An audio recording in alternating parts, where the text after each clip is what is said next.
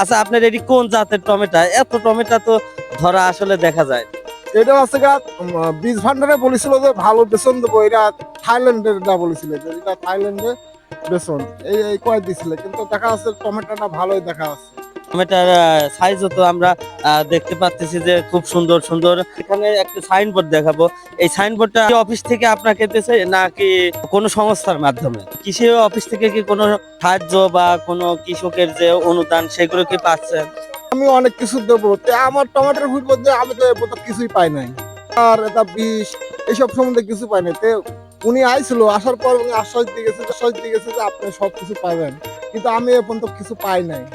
বলতেছে আমি খুবই লাভজনক এবং আমি এই রমজান মাসে প্রচুর টাকা টমেটো বিক্রি করতে পারি। তো আপনারাও কিন্তু চাইলে এরকম অল্প জমিতে সুন্দর এইরকম টমেটো, যখন যে সবজির দাম থাকে, যদি চিন্তা ভাবনা করে চাষ করা যায় তাহলে কিন্তু কৃষকের ঘরে ভালো টাকা আয় করতে পারে এই অল্প জমি থেকে।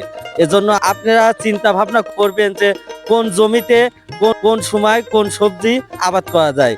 সেই চিন্তা ভাবনা করে যদি আপনারা আবাদ করতে পারেন তাহলে আপনারা অল্প জমিতে বেশি টাকা আয় করতে পারবেন।